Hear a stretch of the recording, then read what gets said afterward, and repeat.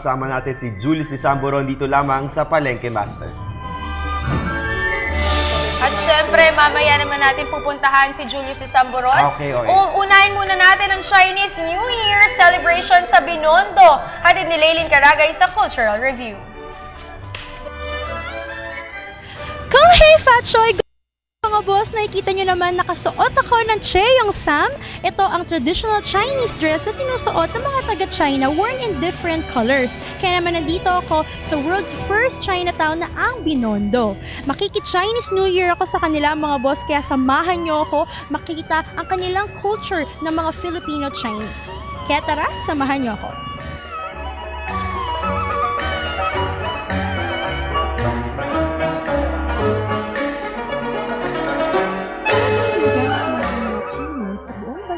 Itinuturing pa rin Chinatown o sentro ng populasyong Chino sa Pilipinas ang Binondo.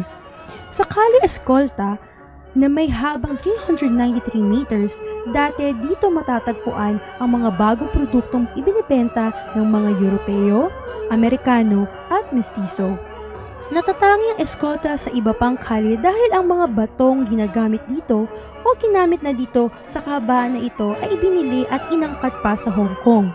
Sa kabilang dako, ang mga tindahan ng mga Chino ay matatagpuan sa Calle Rosario at Calle San Fernando. Ang Calle Anluwage ay puutirahan noon ng mga karpintero. May mga tindahan at pansiteria ng mga Chino sa Calle Nueva. May mga apotekaryo, kuta ng opio at pasugalan sa Calle Santo Cristo. Matatagpuan naman noon sa Calle San Jacinto ang kauna-unahan at tanyag na Teatro de Binondo. Matatagpuan din dito ang Binondo Church at Plaza San Lorenzo Ruiz. Ang Cristo de Longos kung saan nag-aalay din sila ng mga insenso at nagpapaypay, marami ring tindahan at pansiteria na nakakakilala sa Calle Nueva.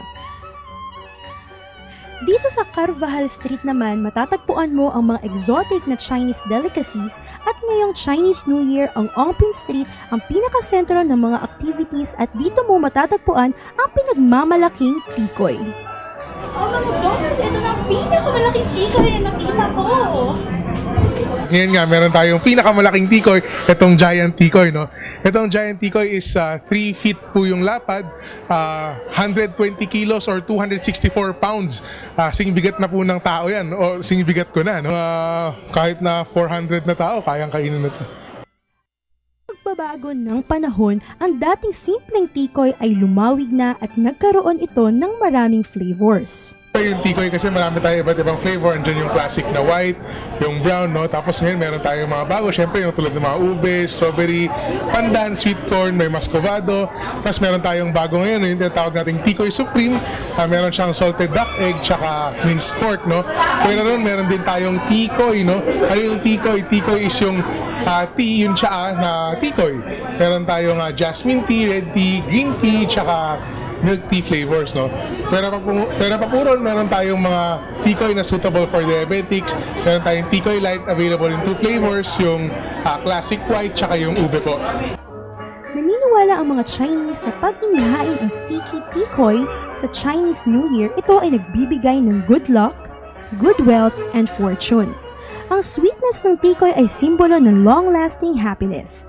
At ang sakali naman na ito ay matatagpuan ang mga lucky charms ngayong Chinese New Year. Ano po ang dapat nating i-prepare para sa Chinese New Year? Magpe-prepare tayo, ito po.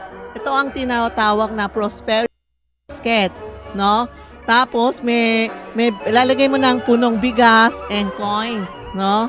Tapos ito ang may godness of money, onglay, tinatawag ibig sabihin prosperity, pineapple. Ito holo para hindi tayo sakitin. Ito ang say natin for the horse, no? Ito every year, ito ang horse na say niya na protection po. Lahat po ito lalagay natin sa living room ng center table nyo, no? Tandaan nyo, after 3 days lulutuin nyo. Kailangan lutiin po. Kasi maraming customer tinatago for 1 year. Bakit natin nagwo-worship ng rice? It means whole year may kakain tayo. Ito naman yung pau-pau, lahat na tao kailangan maglagay sa back niya. Ay protection for 1 year. Ang sa loob po meron to. may crystal, may pera, may holo, lahat andito, may saint. Ito po, lahat andito na. Lalagay nyo sa box nyo, palaging dala, for protection for 1 year. So tita, ano pa po ang ibang charms na po pwede nating magamit? Meron pa tayo isa importante sa buhay. Ito ang tinatawag na Yasui coins, no? Ang Yasui coins, actually, lahat ng tao nakahanap itong nakita mo, horse with monkey. Sa Chinese po, sa Hong Kong, China, nakaantay ito, horse with monkey, ibig sabihin, panalo na tayo.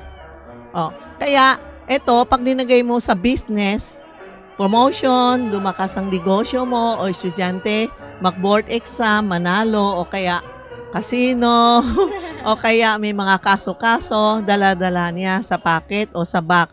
Ito ang tinatawag na Yasui coin. It's mean whole year may pera tayo, tapos ito ang good business, promotion, lahat-lahat inggit sa'yo, siya ang namamahala sa'yo.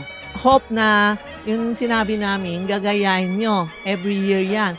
Kasi para gumanda ang buhay natin, wala tayong problema sa buhay. Thanks lang sa God na okay tayo. At syempre, di lang Lucky Charms ang matatagpuan dito, pati na rin ang iba pang mga pampaswerte gaya ng mga bilog na prutas, kiat-kiat, luya, gabi, palay, at mga pinya. Ay di mawawala sa at lion dance sa mga kalye ng malls ng Binondo. Naniniwala din sila na ito ay nagtataboy ng mga bad luck ng mga nagdaang taon. Sabi nga nila, Chinese New Year is not only a festivity but also a celebration of the rich Chinese culture. Dito sa Binondo makikita nyo ang Filipino-Chinese glimpse of their culture na masasaksihan along the streets gaya ng pagkain at paniniwala. Muli, eto si Leilin Caragay, bumabati sa inyo lahat ng Kung Hei Fat Choy!